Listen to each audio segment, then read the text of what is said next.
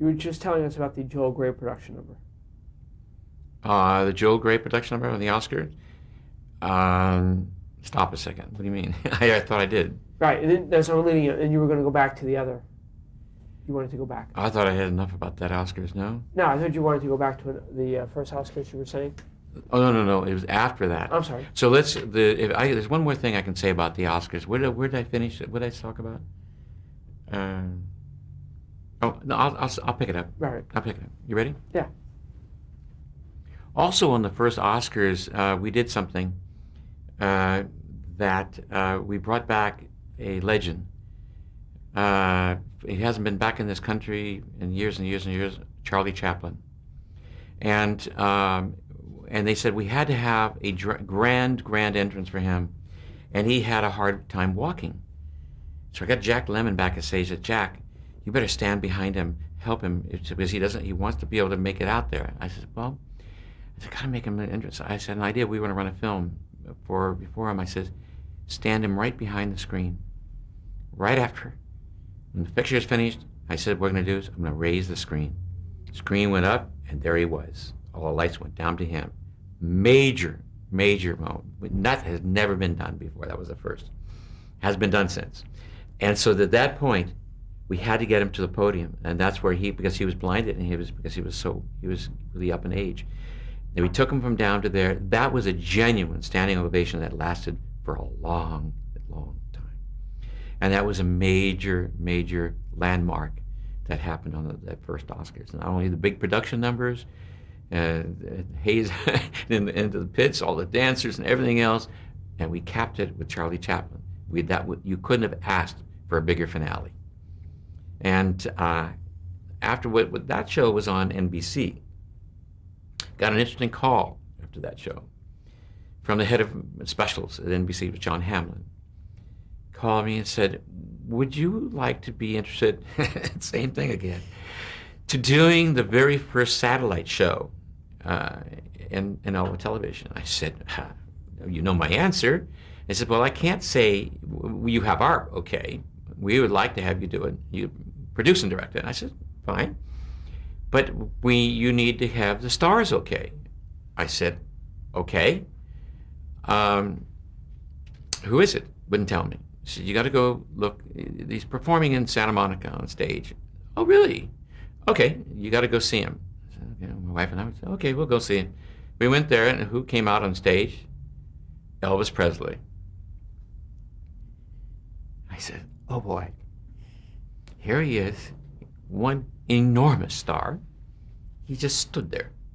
And this show was going to be a 90-minute show. I says, there's no excitement except in his singing. What are the cameras going to do? What are we going to do for an hour and a half?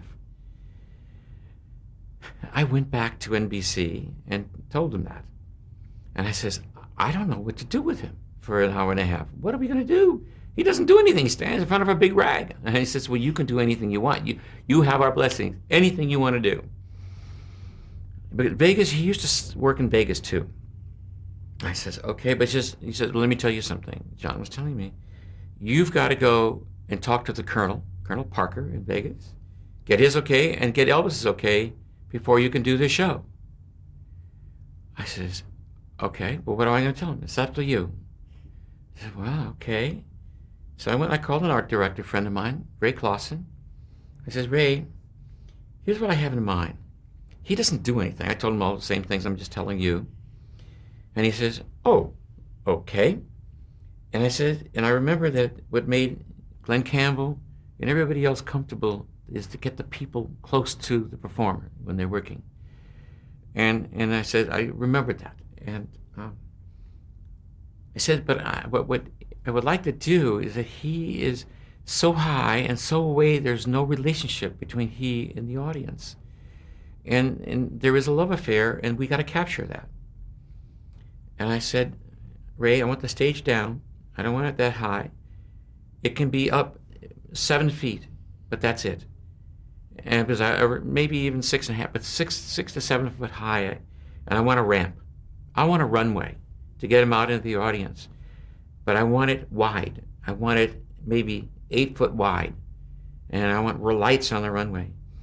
And I want to take all the signs from Vegas, and let's do the whole thing on the stage. So if he's not going to move, I can have the stage move. And because I did a special before this, in between the first Oscars and this, with Loggins and Messina. And I took all the old beaten up signs in Vegas and put them into a thing called In the Attic. And I made a set out of signs, and it worked. And I said, but now those are just garbage. So it's casino and, you know, roulette and stuff like that. But I said, let's take his name, the name Elvis, and make it in all the different fonts of the world, in Chinese, in Arabic, and everything, and we do it as Elvis all over the place, and so that in neons and light bulbs and everything, so it's alive, it lives. And I said, I'd like some mirrors in there, so that we bring the audience that is not on the stage, but if I take a cross shot, it looks like the audience is on the other side of him. And to make him comfortable with an audience involved even when he's on the middle of the stage. And so he took all of that and did a great drawing. And I said, cover it up. I took it under my arm. I had to now go and do my tap dance to the Colonel, and then hopefully with Elvis. Well, I went up to Vegas alone, nobody there. My network wouldn't come with me. It was just myself. And so I met with the Colonel at the Hilton in the lobby, and I said, I would like to do some of these ideas that I'm just now mentioning. I would like to have him lower in the stage. And so he says, no, my guards are there. I have guards there, security guards. They're going to be there next to the stage. And I said, I want a runway there, and I want to have all girls there with leis and stuff like that. And no, I don't want him anywhere near the people. And I said, but he can be in the center. And that if he doesn't want to be near them, he walks down the center, they can't reach him. If he wants to get it with them, he walks over to them, they can get to him. It's his call. And he says, no, I will not have that. And I don't want all that lights. It's taking away from my boy, my star. And he said, no, I won't accept any of it. I says, listen, I've come all this way, and I'm going to at least meet with Elvis. He says, because I'm not going to go back unless I meet with him. He says, well, no, he's not going to do it. He won't do it. I mean, would you please call up there and see that because I knew Elvis was waiting for me. He called him and said, yeah, he'll see you. So he sent 2 goons down. And so they came and took me up the elevator. We went upstairs to the 31st floor, whatever it is, empty. And these guys took me over there to a little, like a coffee table, and there are 4 chairs, one on each side. He said, sit at this end. I sat, and each of these 2 goons sat on either side. These goons became buddies of mine, so I can call them that. They don't mind, they laugh. And so they sat there, and I said, there's an empty chair. There's no Elvis. I just waited, and I waited. I was getting nervous. I was really nervous. I didn't know what to do. Because I said, this is the first satellite show. I don't want to goof this. I want to be able to try to do this. But I got to get my foot in the door with this. And so Elvis comes in. He has shades this big, a big feathered hat, and a big coat on. And he came in and sat down, didn't say a word. Like that, he sat down. I says, oh my God, I'm on. Well, here it goes for broke. Here I go. I started to look at the guy, and I said, Elvis, hi, I'm Marty Pasetta. NBC has asked me to, with your approval, to produce and direct this show. The first satellite show. They're going to be seen by millions of people. And here I am to talk creatively with you to see if you agree with me. And still no reaction from anybody. And I said, I went to see you per NBC's request in Santa Monica. I saw you on stage, and you stood there and you did a performance. Your music is outstanding. But let me tell you something. You weren't exciting. It was boring, and I don't know what I'm going to do with you for an hour and a half, but I have an idea. At that time, he sat up stiff, and as I was taking out the drawing, the 2 guys took out silver-plated guns and put them on the table. And if you don't think I was inhibited, you're crazy, because I was shaking in my boots. I opened up the drawing and showed Elvis. I said, Elvis, here's what I want to do. I want to do this because here it's going to be exciting. It's never been done. It's your name and all the different languages that's going to be seeing this show. They're going to know who you are because it's up there. And I have this runway. And I want this down because I don't want any goons out there. I don't want any guards out there. I want girls, and I want them with the flower lace. And you have a runway. You can come down the center, or you can go over to the girls and so forth. And I want those girls to relate to you, and you relate to the girls. That's where the magic is going to be. And you look great up there, and you got to lose weight. And he jumped up, and I said, if you did all this, we're going to have a good show. He jumped up, threw his hat away, took the glasses off, and left his coat, ran over to me, grabbed me, hugged me. And he says, you're the first person that's been honest with me. And he says, I would lose weight. He lost 25 pounds. We became lasting friends till the day he died. True story.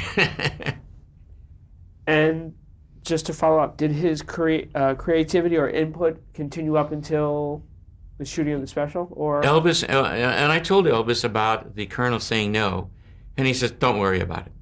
He does the business side, I am the creative side. And I found out that they really didn't have much communications between the two of them. It went through Joe Esposito. Elvis would talk to Joe, Joe then would tell the Colonel, and vice versa. That's how it happened. But anything creative, it was between Elvis and myself. And he loved it. He loved everything. He would work on the music and what he wanted to do musically, and then everything else was me. And I brought all my crew. We brought the truck over on a big boat because there was no color stuff in Hawaii. We did it in Hawaii live at 1:30 in the morning, and we went live to the world. And it was seen in Japan. They even hired us to show the audience coming in for an hour, and that had a 90 share in Tokyo, in Japan. The show, there's so many stories. I mean, the show, when it was seen, finally, the first time it was seen around the world, it was seen by every third person on Earth. It's true. In African places that they were shown in theaters on film copies and stuff. But even the Oscars, nothing has topped that. No, the Super Bowl, nothing has ever topped the ratings of that show the first time. The making of the show was very interesting because we built the scenery over in Hawaii, and we did all the electronics, the NBC shops here, and brought it over there. All my crews were from here. We brought over the little truck that I had used from Compact Video to do some remote stuff. That I put Don Ho in a tree and put things, and we did some stuff. And when Elvis's arrival, which we staged, coming in via helicopter out of the pad with the radio jockey, we went to get people out there, and we had a lot of good radio contacts over there because we had to fill this auditorium, and it was a big civic auditorium. And we, of course, they charged money for that, but not for the show, not to Elvis. All the money went to Kui Lee Cancer Fund. And Kui Lee was a very, very good friend of Elvis. He wrote a lot of music, and he was really special guy. And when we got to rehearsals, we did rehearsals over there. And the dialogue was Elvis. There's no cue cards, nothing on that show. He did it. And he gave me really a nice tribute, live, unbeknownst to me. It was very, very nice. And in the middle, just before we started the show, I'm jumping around, but excuse me. But just before we did the show, my PA said, "Oh my God, we are 10 minutes short." I said, "Excuse me? This is a hell of a time to tell me we're 10 minutes short. We're supposed to go out live to the world." And I went running out the door. I said, I got to get to Elvis. I went out the door, went running down the stairs, went to the backstage. The guard saw me. They opened the door. They know where I was going. The guards at the door, his dressing room, they opened the door. "Elvis, Marty, what's going on?" I said, "Elvis, we're short by 10 minutes. He said, "Okay, do this, this, and this. And where are we going to do it?" "There, done. Let's go. See you." We did it. Perfect. He stayed afterwards. And on the stage, when we finished the show, the live show, he went running off the stage, and he went over and he saw my wife over in the sides, and he cut a beeline to her, and he hugged her, He went running over there. Everybody said, "Who the hell is that?" And he hugged her. He says, "This is a great experience. Best thing I've ever done." So, but then he would stay, and we went on the runway after the place was empty. We had to do 6 more songs for the U.S. because we had to do a longer version for over here. And we did it with black, and I did a lot of remotes and stuff. We got into the windows. I took that over there, that we did from the Oscars on NBC. So I took that package over, and we hooked it up around the floor and in the truck. And then with other people that came in, and those people that came in were from a little company that started up called Grass Valley. Grass Valley Switchers now put that in from our show. It's their switchers. You mentioned My Team. Tell us about this team that you worked with the Oscars. Who is this team, and tell us about this. Well, the team, at that time, NBC, well, I had John Freshy, who was the lighting director. I had Tim Burry, who was the TD. I have a lot of cameramen. I can't remember a lot of the names. But they did my Crosby shows. They did the Oscars.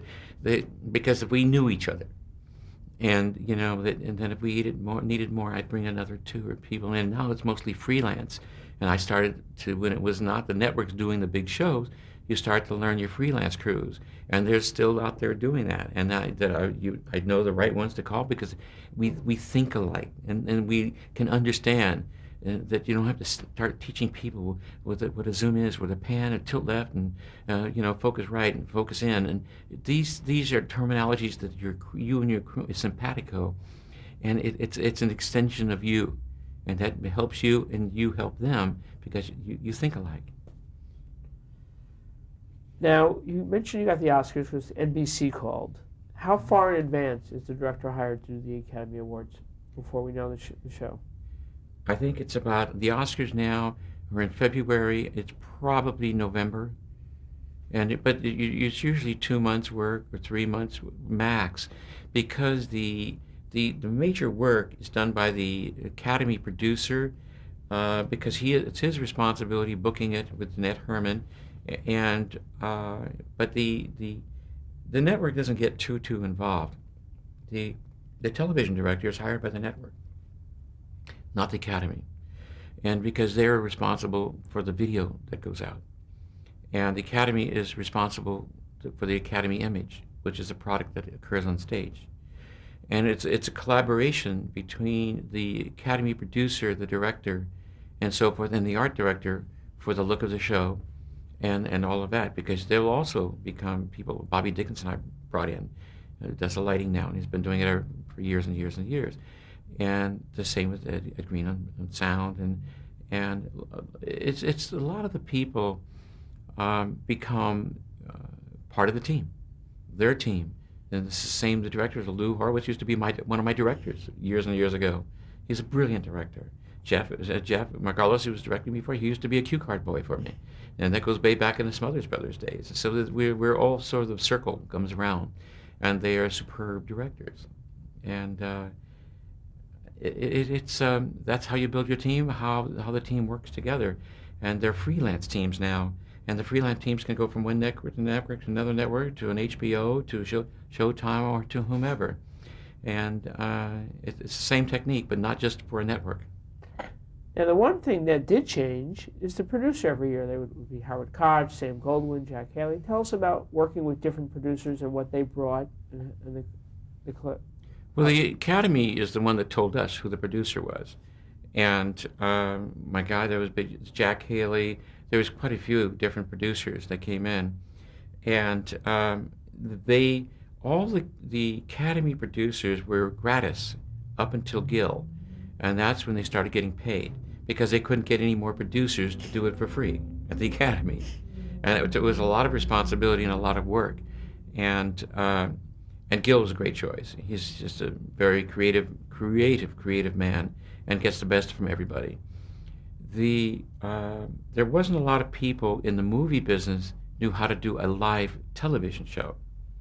And so that's why, Howard was an innovator, and he did other things, and we did other things together in television too, that came out of later on after the Oscars. So you get to know each other, and when an Academy producer would talk to the next Academy producer, because they want to know what they're getting into, and sometimes they would say yay or nay. The format of the Academy Award has changed in terms of hosts. I think in the beginning we had maybe one and multiple, and then we went to Johnny Carson. Talk about the hosts and how it affected your duties. The host selection was a combination between the Academy and the network, because that really affected television more than it affected the Academy. But that person was automatically representing the Academy, so they didn't want to have somebody that was going to be foul-mouthed or something like that, because that would come down on the Academy. And the network would like to have somebody that would bring them a major television audience. So it was a joint effort of arriving by that name. Johnny, because he had gigantic ratings at nighttime, well, ABC didn't care if he was on NBC. He was going to bring a big audience. So that was the important thing. Directing, where are you when we watch the Academy Awards?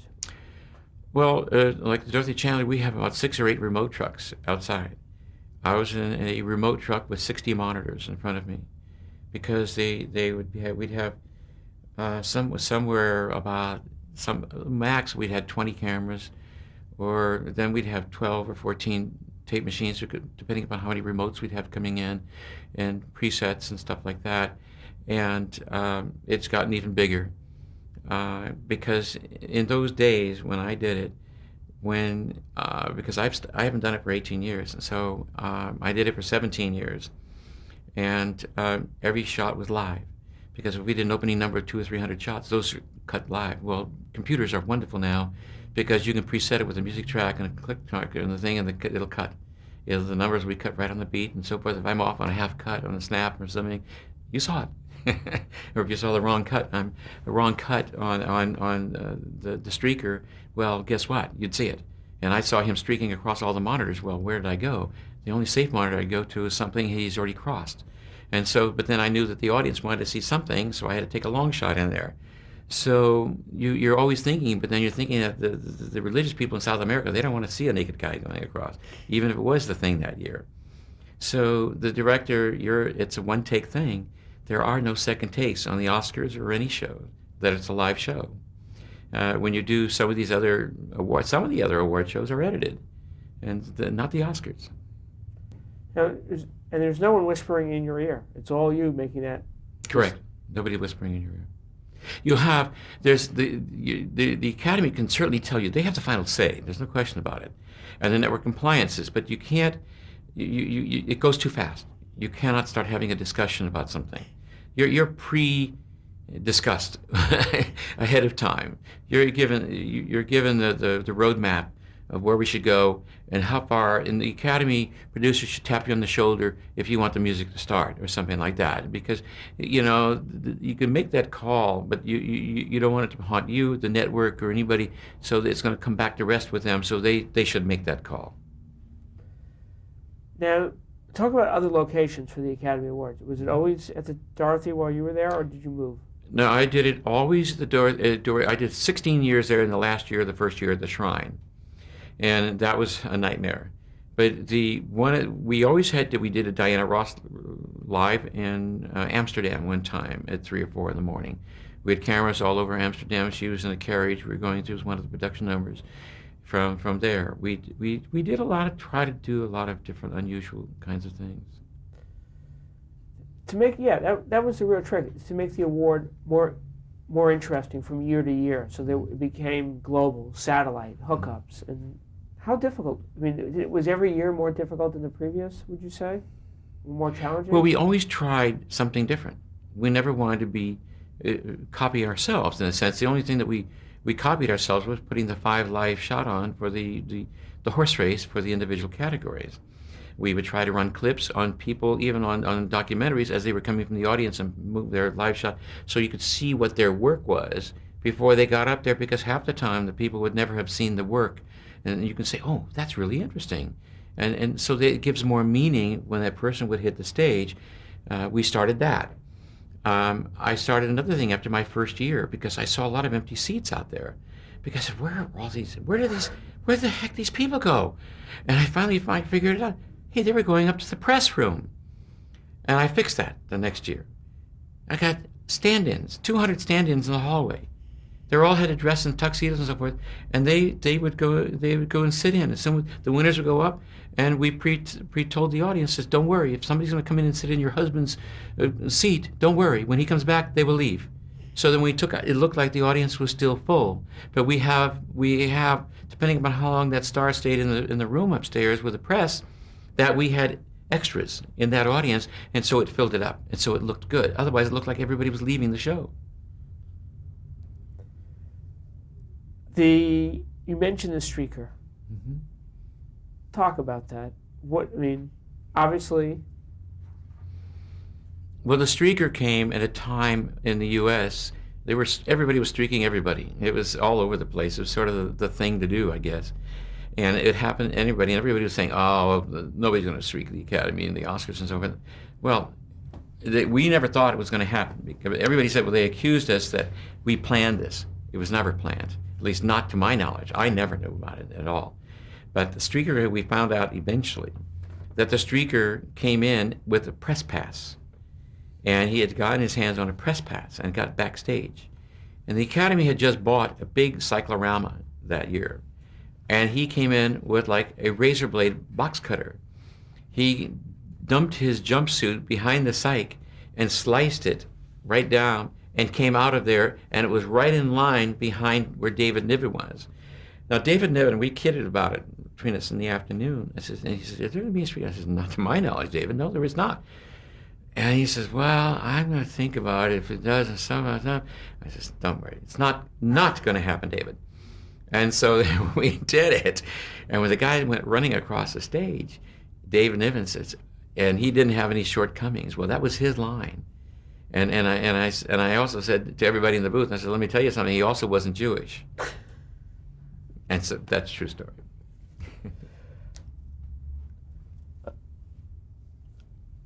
I wanted to go through some Oscars greatest moments. Marlon Brando decided not to pick up his Academy Award one year. Yes, that was very early on. That was in the early 70s. I don't know which exact year. He had a cause that year, the Indian cause. And we saw somebody in his seat out there, and we sent somebody out to see who it was. And she said she was there to accept his award if he won. And we found out that her name was Sasheen Littlefeather. And he did win. And she came up to the stage. Well, we had a problem backstage that nobody knew about, that we couldn't cut her off because other people had allowed to have an acceptance speech, and then she started on her tirade. Well, John Wayne was backstage. Duke was really upset. It took us 6 men to hold him back. He was going to go out there and jank her off that stage. And it was a real fight going on until then she finally stopped and went off. And because he was knocking people aside, and he was going to run out there right away and get rid of her. And we never got there.